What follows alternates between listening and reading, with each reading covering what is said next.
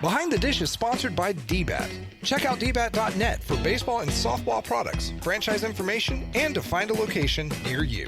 And now your host, John Piper.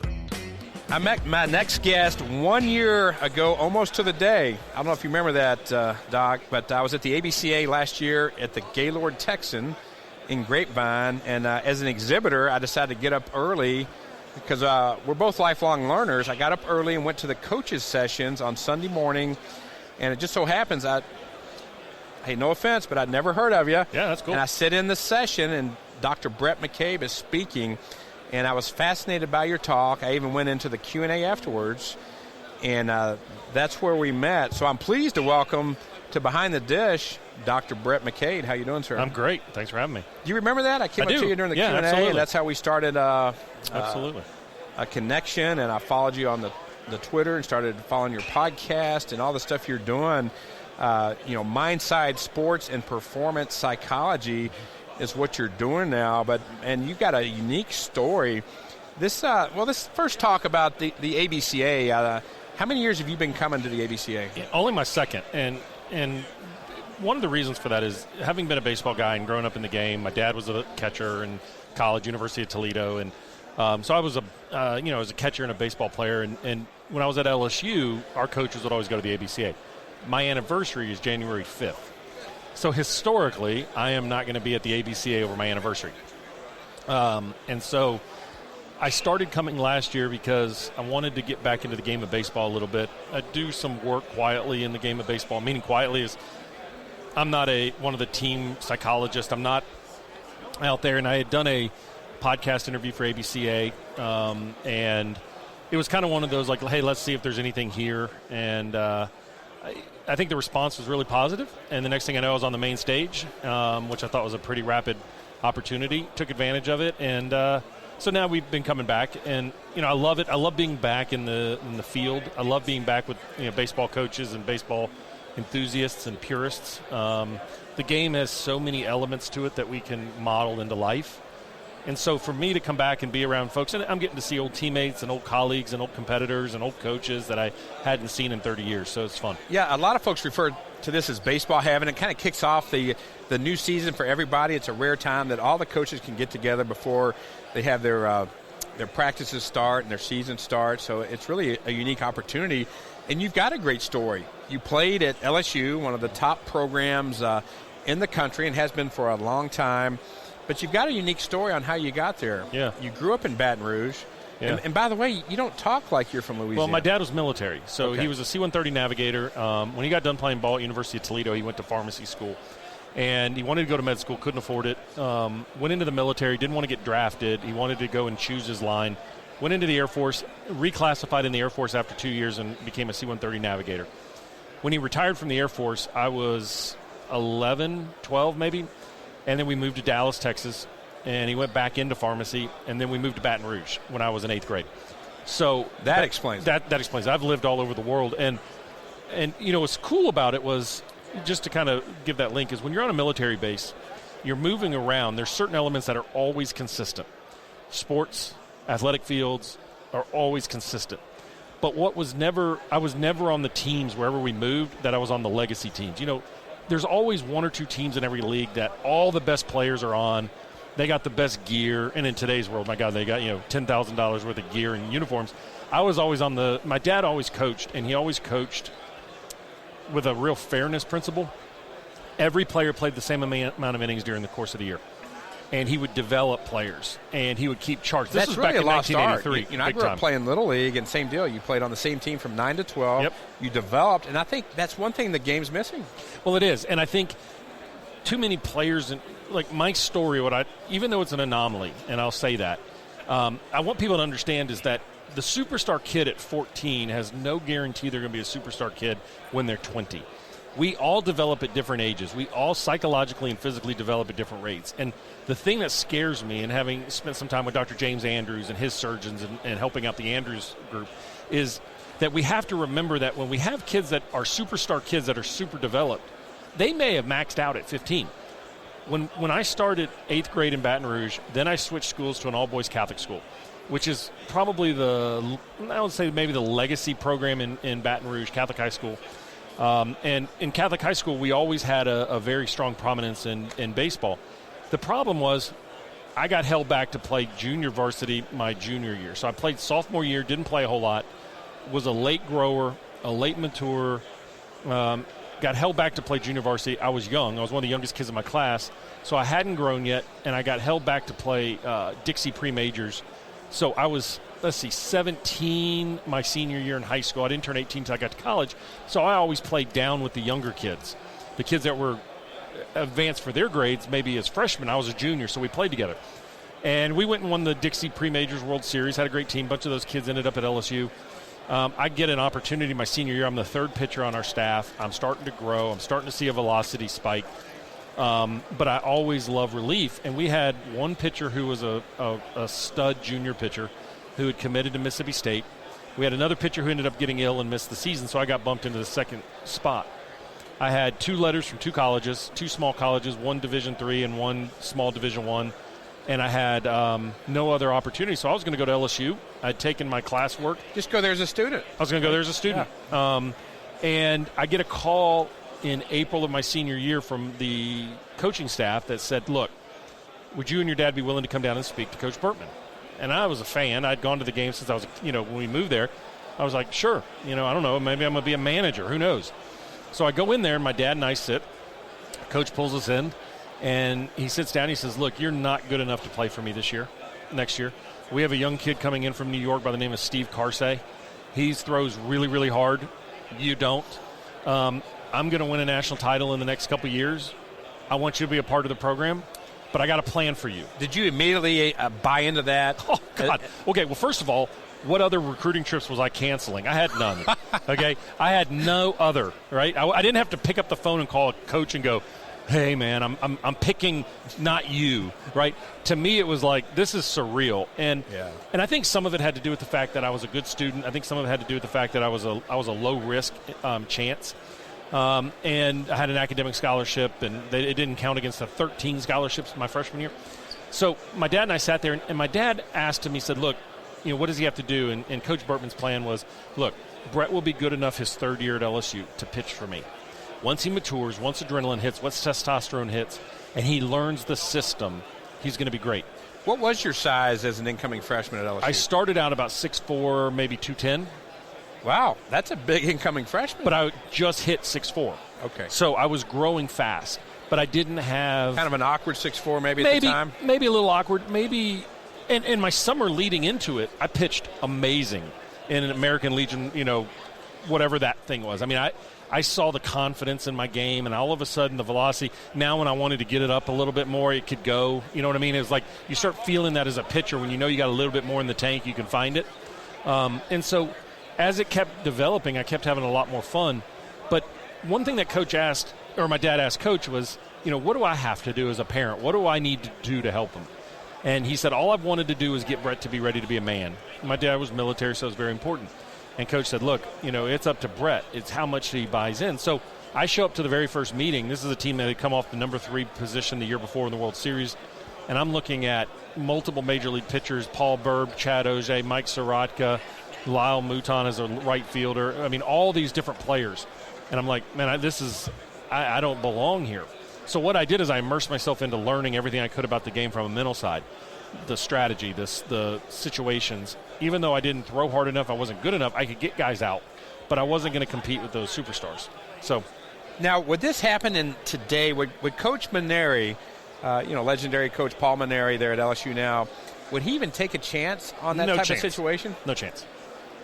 Do you think that's something that's missing at the D1 level too, or just it's so competitive now to win now and compete for College World Series that a coach like that would not?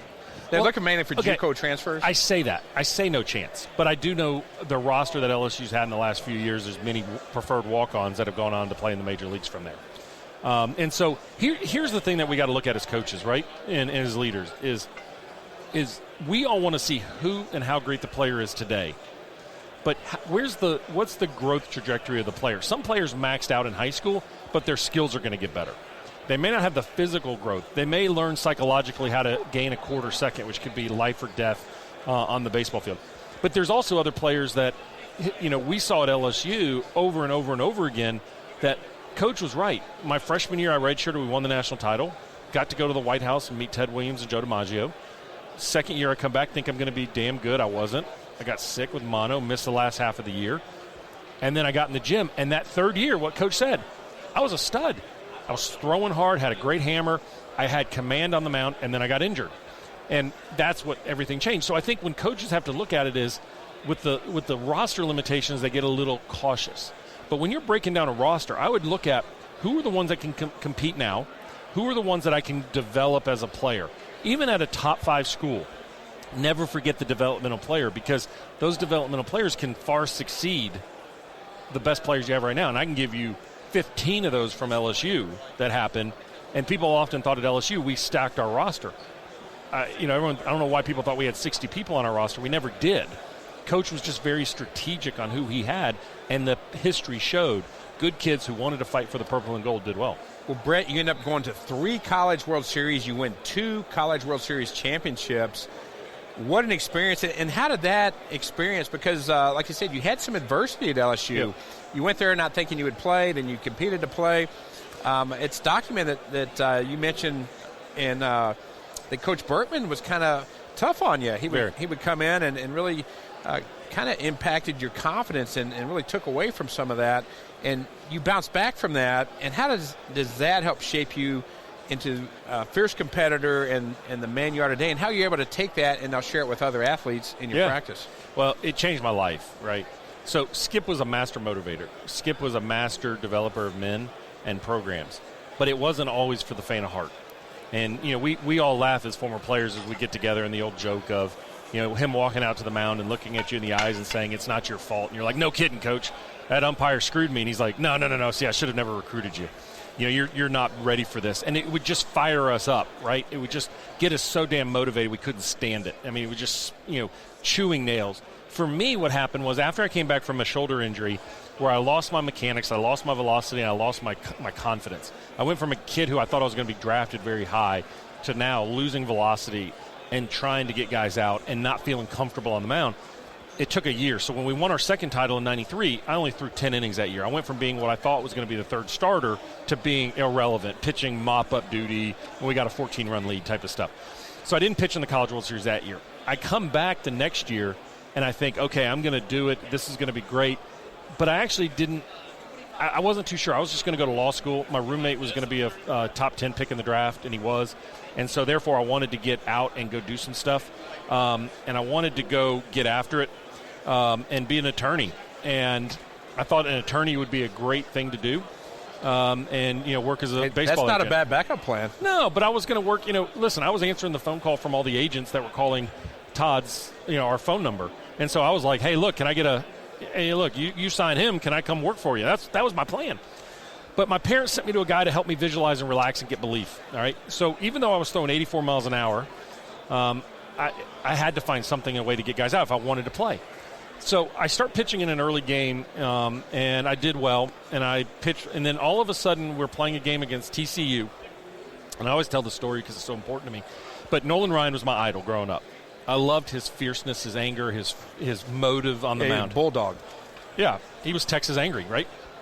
And so I come in relief of a game as the 5th inning. He's sitting in the opposing team dugout because his son, Reed Ryan, is the starting pitcher for TCU. And we're coming off of a national title again. And I get out of this bases-loaded jam with nobody out. I come running off the field, and I'm so excited. Like, I'm just pumped. I'm throwing 84 miles an hour with an 82-mile-an-hour slider. But I had a herky-jerky throwing motion, but I could get guys out. So I come running off the field, and Coach grabs me at the white line. And he says, do you want the good news or the bad news? And I thought the good news was, I did well. I thought the bad news was he was going to take me out of the game. Deep down, I was good with that because I always struggled establishing myself in the next inning. I always wanted proof that I was confident. I always wanted proof that I had good stuff. Even in high school, on days that I would pitch, I'd go in the backyard and throw against the backstop to see what stuff I had that day. Such a cognitive mental flaw. It's just amazing for me to look back at that. But I'd go back out and I would struggle with the first batter. So I would walk him. Skip knew that. Okay, so he goes, look, if you walk this next batter, I'm taking you out of the ball game. So I go sit in the dugout, and I'm all upset, and I'm frustrated, and I go out in the game, and I walk the guy on 4 pitches. And lo and behold, that son of a gun takes me out of the ball game. And I'm devastated because I just got out of a bases-loaded jam with nobody out. I mean, come on, give me some credit here. Give you a little slack. Give me a little slack, not him. And so I'm all upset, and thankfully I give my dad a lot of credit for this. After the game, he says, why did Skip take you out? And I said, well, look, you told me not to walk the leadoff batter. And my dad was like, instead of going like, coach is wrong, you got it, whatever, he goes, be better. Don't walk the leadoff batter. And that was all my dad says, like, you got to be better. So the next day, I'm not going to pitch. Skip tells me on the mound that night I'm not good enough to play at LSU. And 4 years, I'm This is your senior year? Junior year. Junior year. My fourth year, junior year. And so the next day, it's an early spring day. It's March. The 6 pitchers that threw the night before are going to do a clinic at a high school. We're driving back, listening to the game. Look, I don't have a jock on. I don't have a cup on. I don't have my ankles taped. I don't have my normal undergear on. I'm not going to pitch. He told me I'm not good enough, and I'm not on the list for today. So we're driving back to the game, and our GA stops to get McDonald's. We pick up burgers, and I'm walking in the stadium. And our starting pitcher that day gets in trouble again in the second inning. And as I'm walking in the stadium, the equipment manager grabs me and says, go get loose. You're going to go in the game. So I throw my spikes on. I go in the game. I get out of an unbelievable jam. I strike out the side. I come off the field, and he asks me that same question again. And I was like, you got to be kidding me. Like, I was so pissed off because he lets other guys have slack. And he's holding me to a standard that's almost unbelievable. Did he understand maybe the psyche 100% he did. Bhrett McCabe, and 1,000%. he was working that to ultimately your advantage? 1,000%. And so I walk the next guy, and the next guy hits a double off the wall, and then he takes me out. And I went back, and I really explored in working with a guy on my mental game. This is what changed my life, John. I mean, I'm serious. This is the moment that changed my life. This is what coaches that are listening to this need to understand this.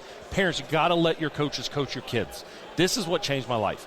Is that I went back and started realizing, do I want to prevent what I'm fearing or do I want to achieve what I desire? And at that moment, this guy that I was working with mentally said, what do you want? I said, I want to strike out every dude I face.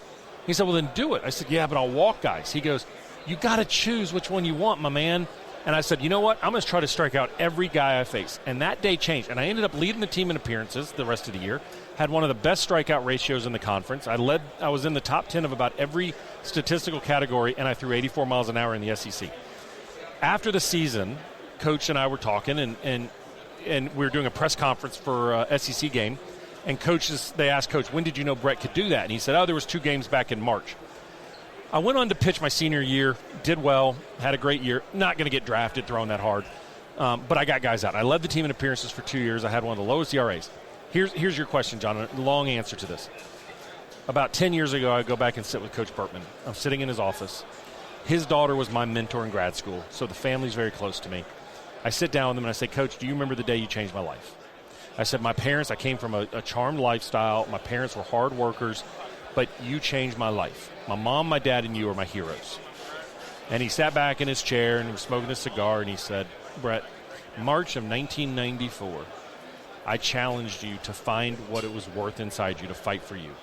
I'd watched you for 4 years not believe in yourself. I thought I had you the year before you got injured. He said, but to me, you were worth pushing. Every player has a button to push. Every coach must learn what that button is, how often I can push it, and when I can push it. You weren't prepared for me to push it for the first 3 years. And having been around great coaches now, Coach Saban and Coach Bertmen and Coach basketball coaches and Patrick Murphy, who's a legend at Alabama softball. The best coaches are emotionally in tune enough with their players to understand when to push. Skip knew that. Changed my life. And after that, he never gave – if I walked the leadoff batter after that, he didn't take me out.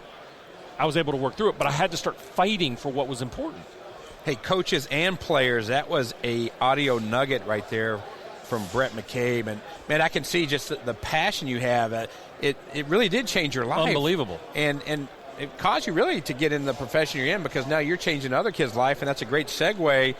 You work with athletes from multiple sports, college athletics, professional sports, and big business.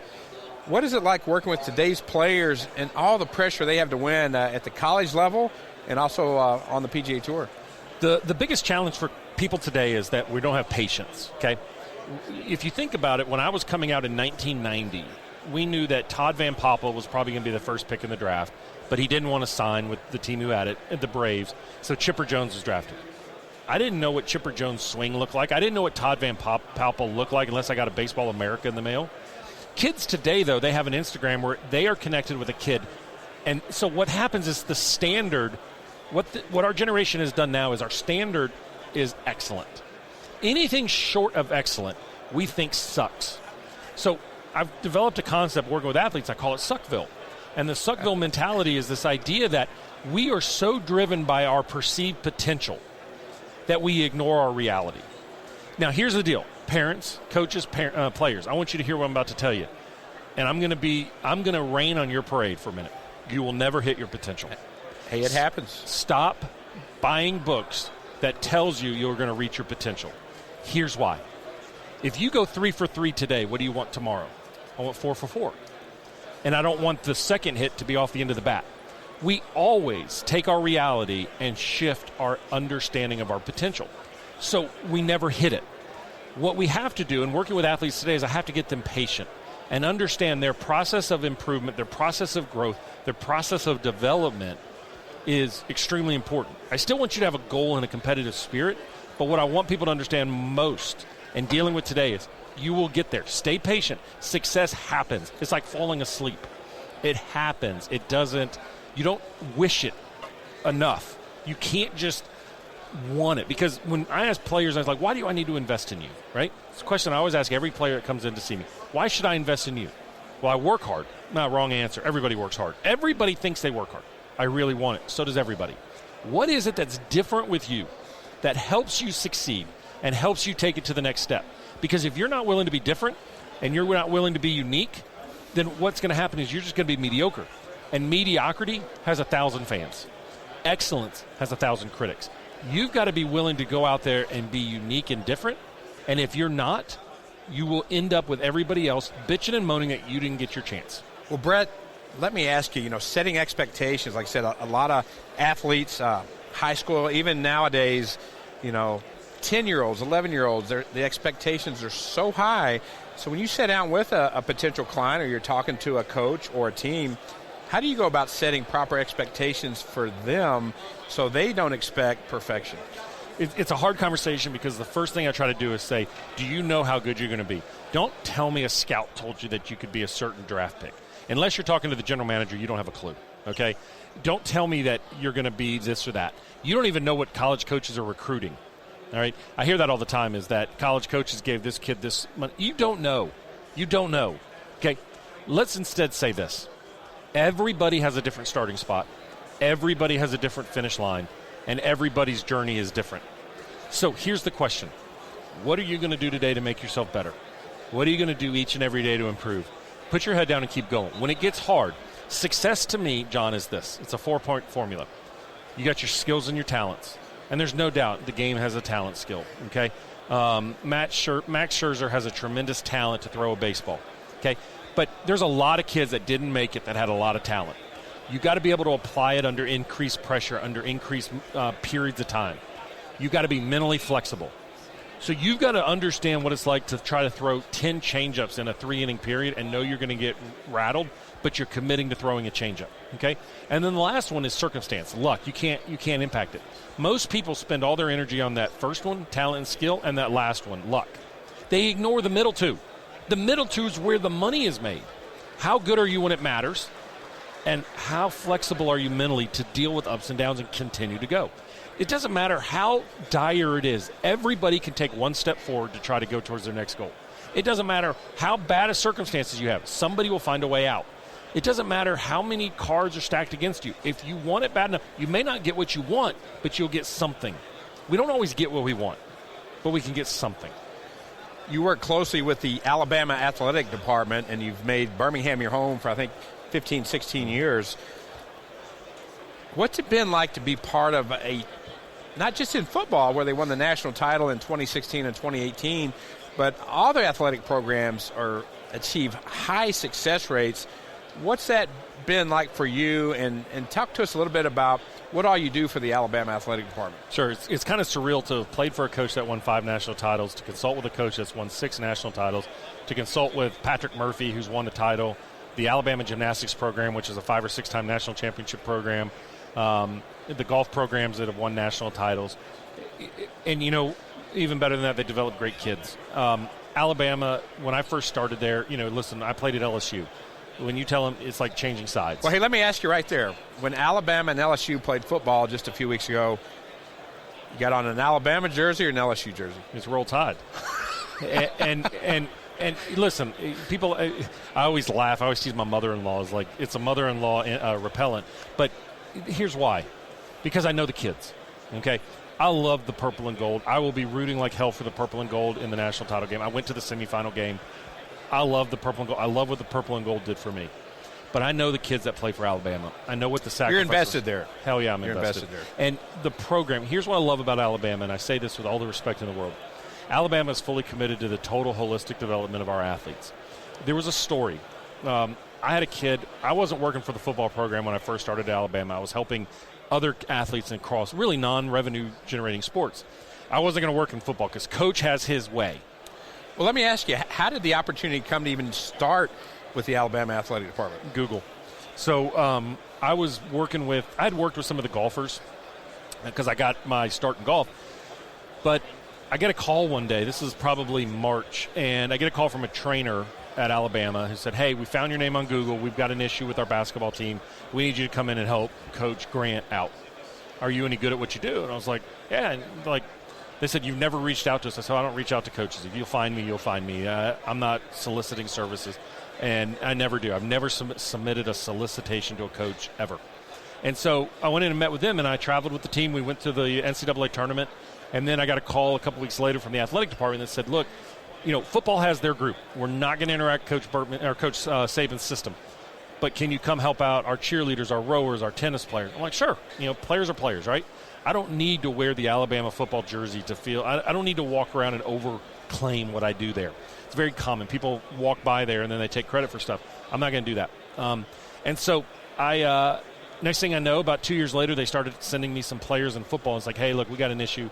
Injury rehabilitation is kind of a specialty of mine, getting players back from injury faster.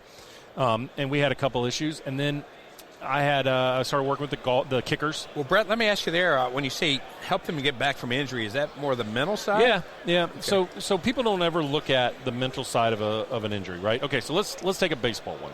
You have a Tommy John injury. For the longest time, the mindset is if I do great engineering on that elbow, player's going to come back fine. But every player has different background, different learning, different experiences, different expectations, different fears. You have a player who was going to be a first-rounder. Now they're looking at, slot drops. They're looking at value drops. You got a kid in high school who all of a sudden has been overpitched and doesn't really enjoy the game, and it's a pressure. So we have to understand what they're all going through. So I've got a process that I take my players through. It's the 5 stages of psychological rehabilitation from an injury. And I help them manage each of the different stages that they go through after they have an injury. And Bama really liked it. And so I got sent a player who was a football player, very prominent football player, and being a clinician by training and still licensed as a clinician, I get a call and they said, hey, we need you to see this kid. I'm like, all right, I'm here. So I see the kid. Kid's very sick. And I thought, ooh, this isn't going to go well. We need to put this kid in the hospital. And was he battling depression? Yeah, he had depression and suicidal thoughts. And look, these kids, we often want to glorify these kids, but we don't understand the burdens they come from. And more than that, the burdens that they're under, okay? Look, the incidence of mental health issues are they're consistent among athletes as they are non-athletes. I would actually argue that it's probably a little higher in the college setting among athletes. So anyway, I go up and I said, look, we need to put this kid in the hospital. They had a big game coming up. And I thought, oh, that's it. I'm done with football. Because, I'd always seen the outside reports about Saban win at all costs, all this other BS, right? And the message I got from his position coach, who's now a prominent Division I coach, and Coach Saban was, whatever the kid needs, let's get him his help. And tell him when he comes back, he'll have no reduction in his role. So when he's ready, and I went, damn. That was an eye-opener even for you. Big time. Because that was an uncommon answer. Now, we all may say it like, oh, if that happened to me, I'm going to do it. No, they were doing it. And this kid this kid has turned around his life. He's doing phenomenal now. And that changed me. And all of a sudden, then I started doing a lot of work with the football players. I see players that are struggling. I see players across all sports there that want to get a little bit more out of their mental game or having a block in their game or they're struggling, they're stuck in Suckville, or different factors like that. And I love it. I don't want the acclaim. There's a lot of people who take credit and acclaim from that university. My dad was Special Forces. His thing was stay in the shadows, and when the press conference starts, get the hell out of there. Hey, I want to clarify something for the listeners.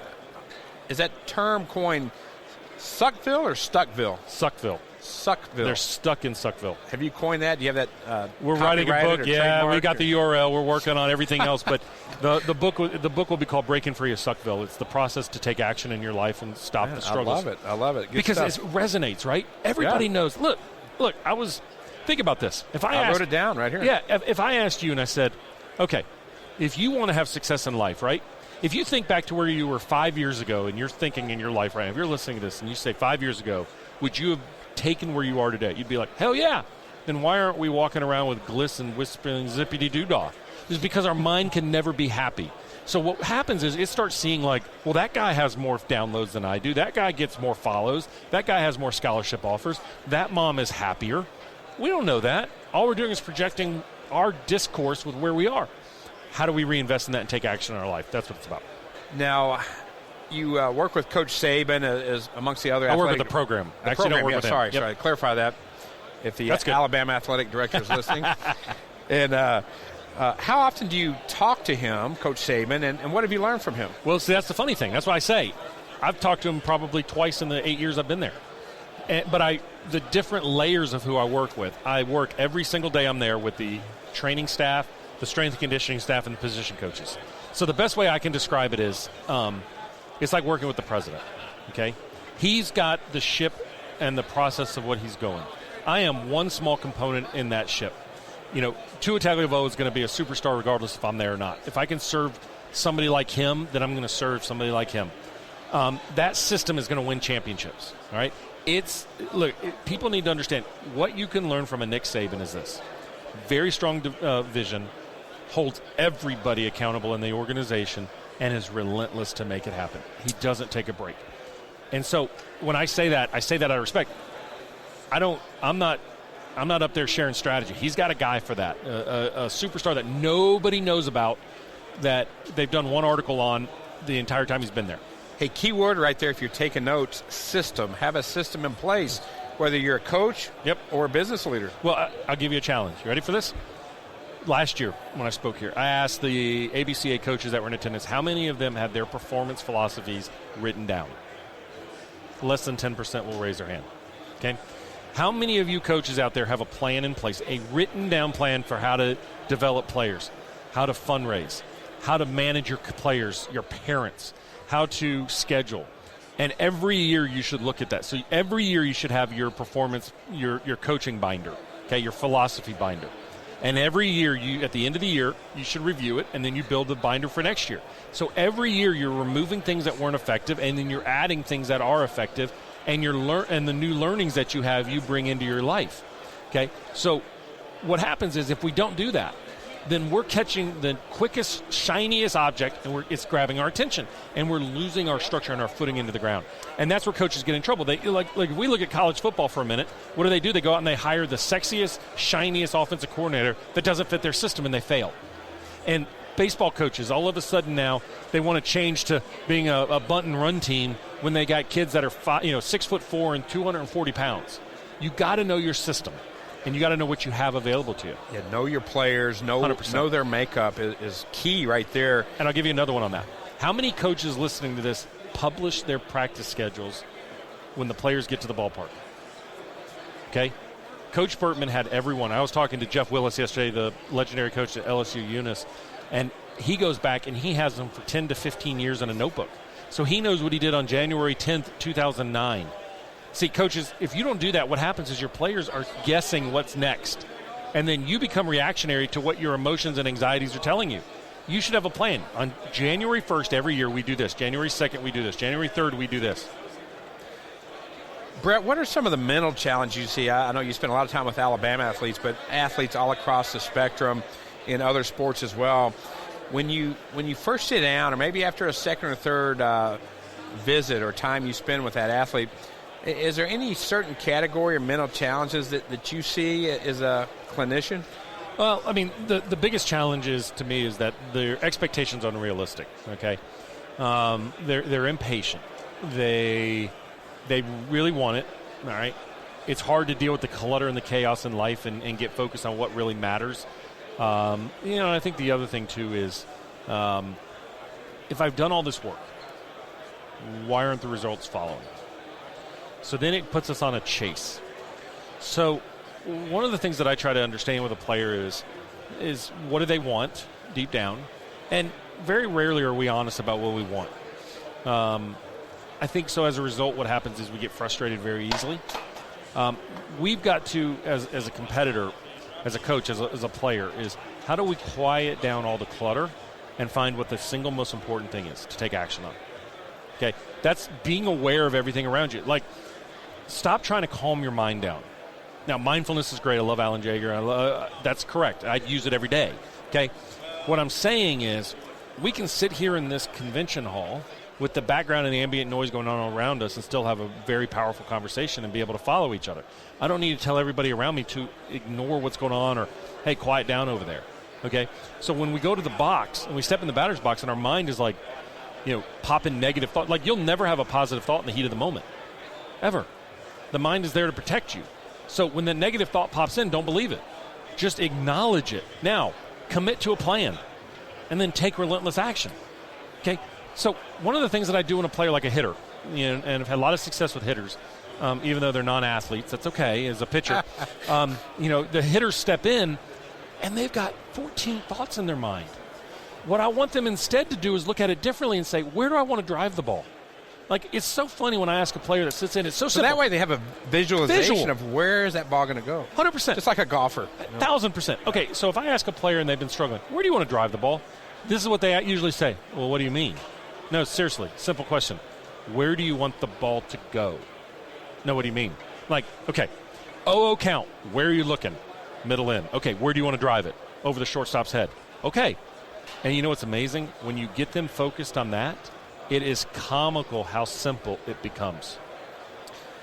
Well, it sounds like that's a good summary on how to achieve some breakthroughs in sports. Anything you want to add there for an athlete? Well, an athlete, too, is remember this. If you're not journaling every day, okay, and I sell a performance journal, but you can do this with a regular book, okay? If you're not journaling every day, what is making the determination of your progress? Today's emotions. Well, if our emotions are never consistent, never content, what do you think you're going to perceive? You're frustrated, right? So when you go in a slump during the year, and you're going to go in a slump at some point during the year, if you're not journaling and knowing what you did when you were feeling good and you weren't studying and doing the daily disciplines, look, the easiest things are your daily details. They're the easiest things to do, and they're the easiest things to omit. Get back to the simplest basics. The game does not require sexiness. It requires stubbornness. Do the little things. Do them really well. Look, you want to show up to the batter's box? Show up with a purpose. You want to show up to the ballpark? Don't get dressed in the dugout. Get dressed before you get there. Parents, don't carry your kid's travel bag. Unless the bag is bigger than them, well, then you're on the wrong team. But if the bag, let them carry their bag. Kids, pack your own water. Like, mom, it's not mom's responsibility to pack your water, okay? You've got to know where the ballpark is. If you get out there and the game is at 7 and you're supposed to be on the field at 6:30, be ready to go at 6:20. Sounds like you've been to some youth ballparks in Birmingham recently. It's unbelievable. And parents, let me say this. Let me give you a little rules on parents, okay? If you're going to criticize the coach, then take off the parent hat and become a coach, okay? Coaching is hard, and it's getting harder. Umpires are amateurs. They get paid a small amount. They're doing something that they enjoy. Okay, yes, they may have screwed little Johnny on a bad call, and it may have happened all game. But this is little Johnny's experience to learn how to overcome it. Okay, he doesn't have to be perfect. He has to be resilient. Your job is to not criticize a player or a coach, and I'm going to give you this one. Don't talk to you about your kid's performance for 2 or 3 hours after the game. Let them calm down. Imagine coming home and driving in traffic all day. And then the first thing that somebody does when you get home is say, hey, why did you make that decision at 9:23 this morning? You don't remember what they're talking about, and you become reactionary. Instead, tell your kid, hey, where do we want to go eat? Every kid wants to go somewhere to eat after a ball game. No kid wants to go home and eat meatloaf. And if you don't have a lot of money, McDonald's is cheap. okay? Save the money. Don't buy an extra beer or two during the week. If you don't have the money, take your kid to McDonald's. Save it. Take your kid to McDonald's. Those are the things that they're going to remember. Let's talk baseball performance. Some would say between baseball and golf might be the toughest sports for the mind side of things.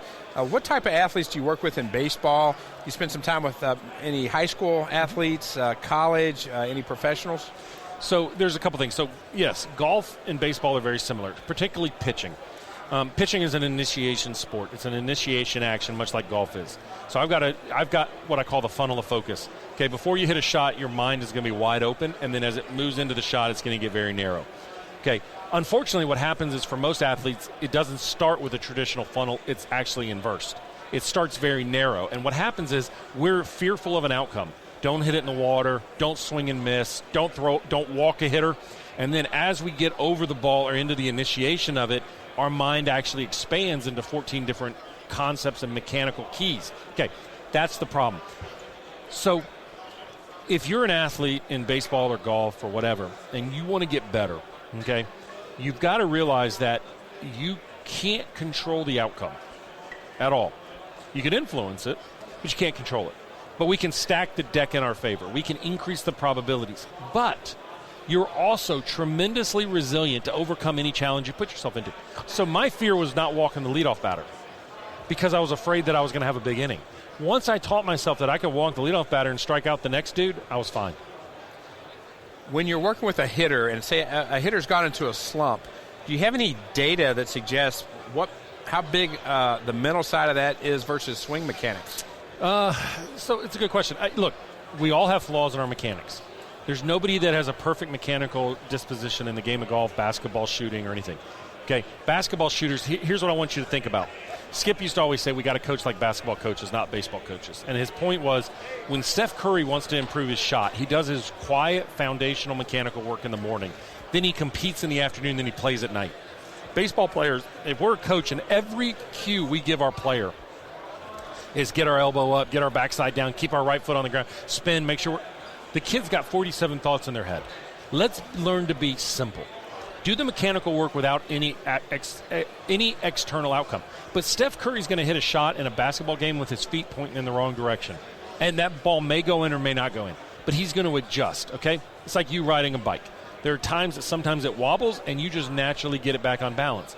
Coaches, don't overwhelm your kids with mechanical stuff during the game. It doesn't work. No player goes, oh, thank you, coach. Thank you for that reminder to keep my butt down on a ground ball.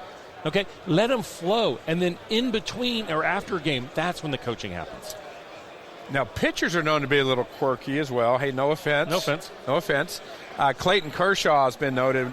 Days he knows he's going to be the starter. He wants to be by himself. He goes through a whole day of a ritual. You can't reach him on his cell phone or any of that to prepare for either a home or an away game.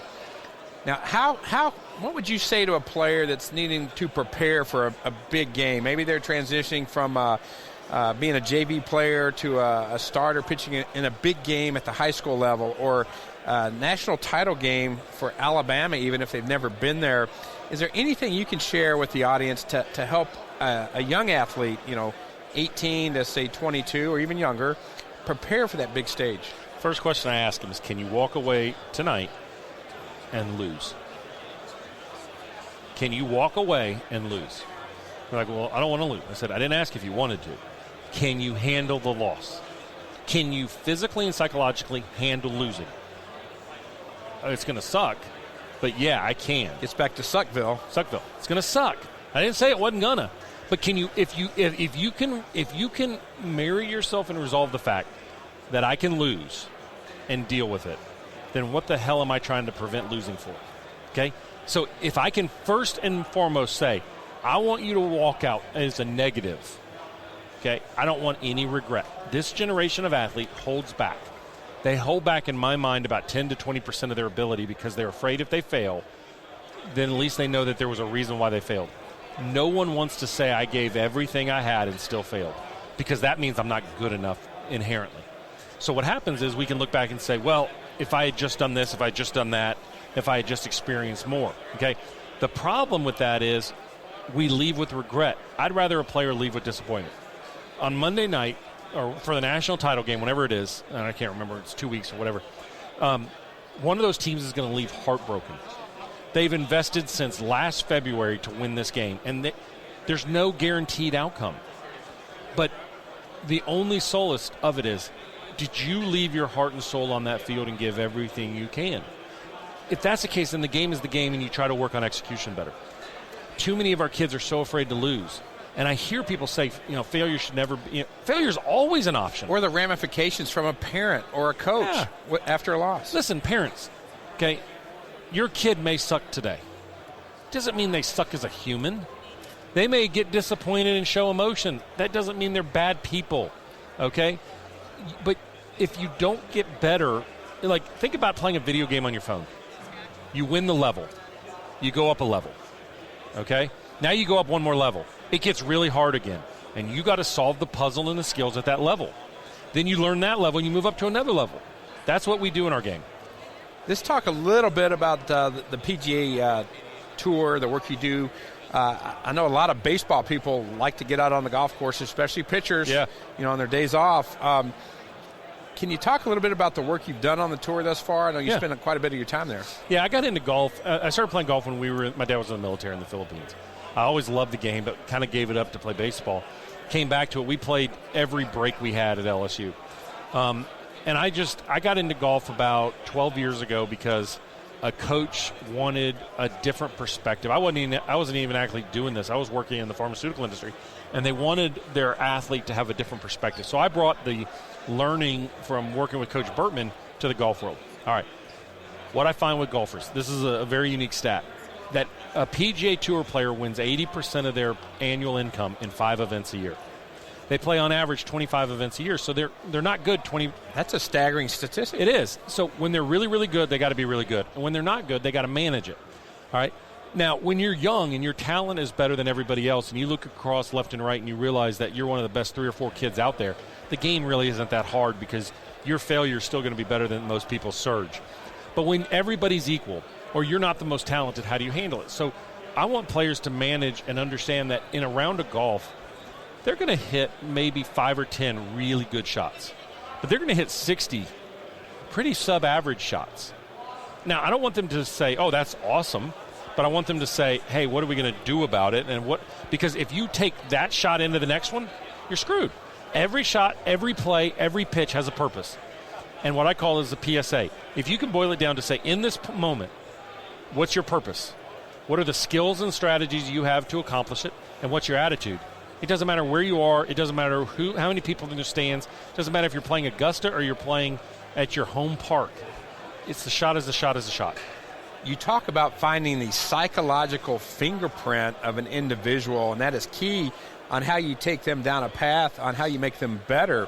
How do you assess the fingerprint of individual athletes? So are there some tools that we in the office, we put together for the golf world, the psychological evaluation system. It's an online course. Baseball coaches would benefit from it too. You go to my website, BhrettMcCabe.com. You can find it. And it's excellent. But it bases what I talk about, which is I'm going to evaluate people in a biological perspective. So I'm going to look at who their parents are, who are their genetic influences, how have they handled adversity and stress in their background, what are their psychological makeup. And that's me being a clinician. So I'm going to, years and years of assessing people in a very rapid form. I'm going to try to learn, but I'm also going to do trial and error with them.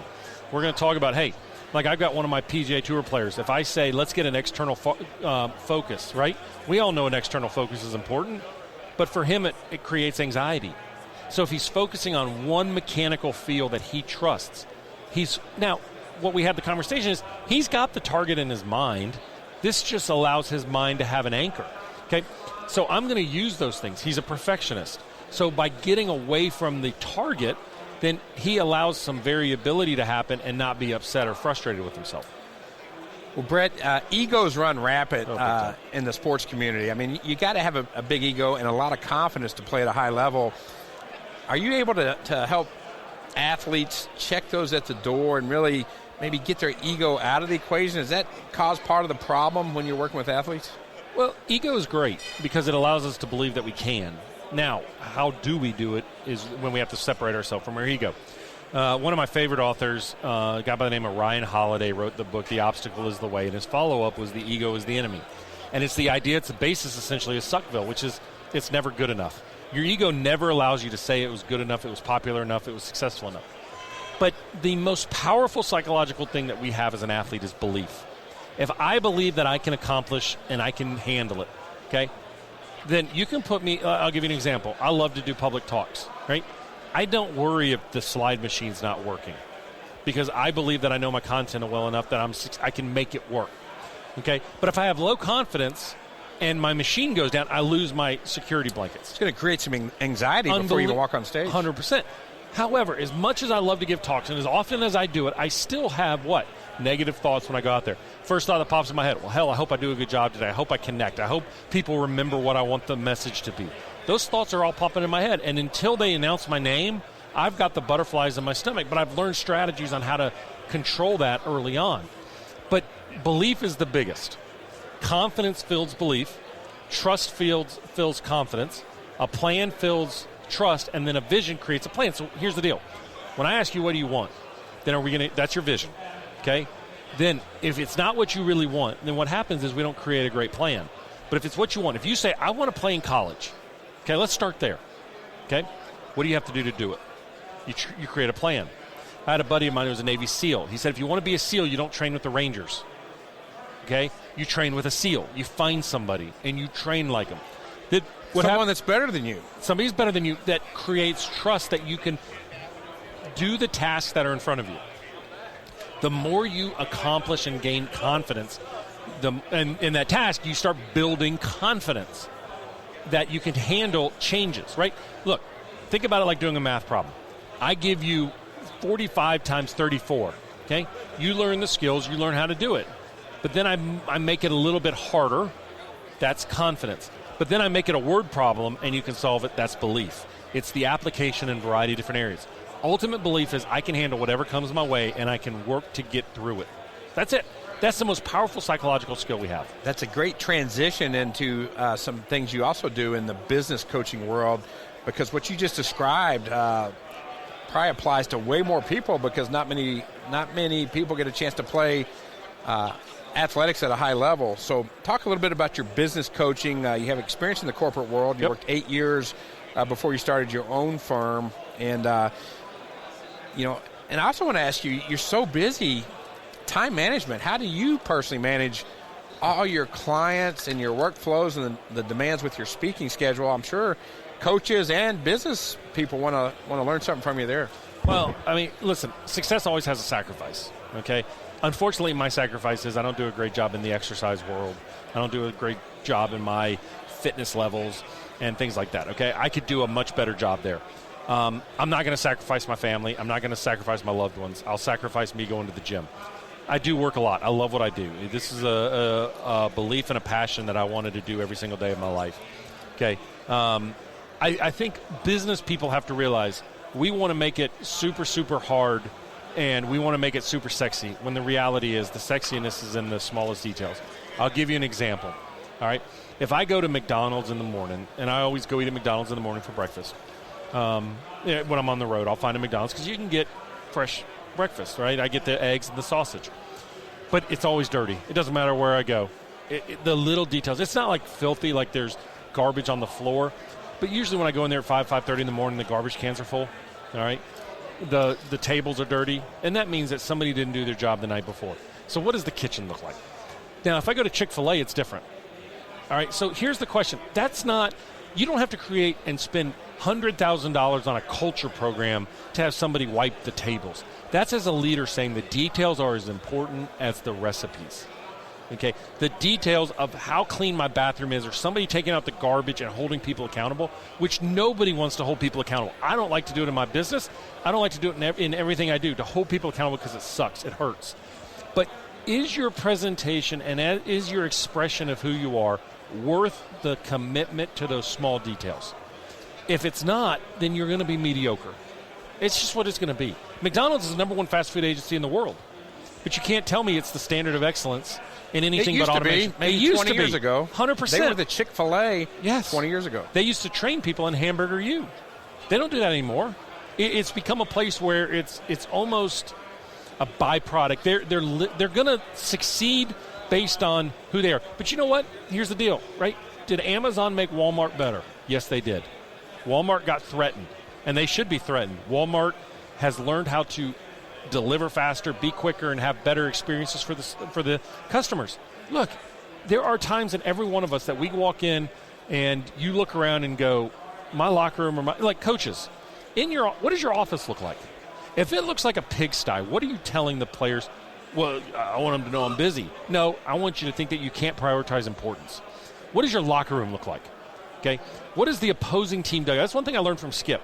Go taste the popcorn, because if the popcorn is crap, then you're not paying attention to the details. Coach didn't care if our hat had a sweat ring on it or our shoes weren't black. Okay, they didn't have to be super sparkled. He didn't care about that. But what he cared about is when you showed up to the ballpark, did the opponent look at you and go, oh, crap, they're here and they're ready? That's how you have to be. When you show up at a ballpark, coaches, and you ask everybody, hey, be at the ballpark 30 minutes before the game or an hour and a half before the game, why not meet in a parking lot 10 minutes away and then everybody drive in together and walk in together? It takes one extra minute of your time. Coaches, if you're not planning your practice, if you don't have a developmental plan for every one of your players, you're telling them that the details don't matter. Brett, this has been great. Do you have one, maybe two stories you can share of some breakthroughs with some athletes that you've worked with? So, I'll give you an example from somebody on the diamond. So last year I get a phone call from a coach, great coach, young coach in the field, and says, look, I got my best players really, really struggling. Best player felt like she had so much pressure, was in the softball world, had so much pressure on herself to try to perform and to be the offense like she was the year before. But what she was doing is she was comparing everything that she was doing this year to her progress and her growth last year. But she didn't want the team to know she was struggling, right? Despite the fact that you could look at the stat line 30 games in and realize she's on the struggle bus. So what we did is we got back to what was the single most important thing. And it was that question I asked her, where do you want to drive the ball? Every at-bat, every pitch, where do you want to drive the ball? And we flipped her, and she ended up hitting over 300 after starting this series under 140. She was getting run over by the struggle bus. That's phenomenal success there. And what happened was it was a simplification and a spark of interest that started building her confidence in herself. And then all of a sudden she started carrying herself different. What happens? Those pitches that used to be 3 inches outside that were called a strike are now being called a ball because of how she carried herself. Well, Brett, where can people find more about you're the host of Secrets to Winning podcast and the founder of the Mindside. Where can people, and we'll put it in the show notes as well, find out more about all the things you've got going on? There's two places online to find me. You can go to BhrettMcCabe.com or themindside.com. I always say the Mindside because if you have a hard time spelling Brett, but it's spelled BhrettMcCabe.com. Look, if you go there, you're going to have all my information. It's the portal to open you up into our online courses, the books, our podcast. We have great podcast guests. We go outside the sports world. Winning is winning. Where you compete is your environment. I want to learn from people. Pretty much everybody who's on my podcast is somebody that I wanted to learn from. And whether we like them all or not, I want you to try to find something to learn from. And I will tell you, there's a podcast on there with the band director from the University of Alabama that most people will bypass. That is the number one cited podcast that I did for my professional athletes. Well, I'm a consumer of your content, so I really want to thank you for coming on. A lot of great takeaways for me today, and I know that coaching the parents, the athletes, the business people that are tuning in right now. So thank you so much, Dr. Bhrett McCabe, for joining me on Behind the Dish. Thanks for having me. Hey everybody, my name is Kyle and I'm the producer for Behind the Dish with John Piper. We put a lot of effort in here to bring you the topics and guests that we think are relevant to the sport of baseball and to your everyday life. Thank you for listening, and we'll see you on the next one.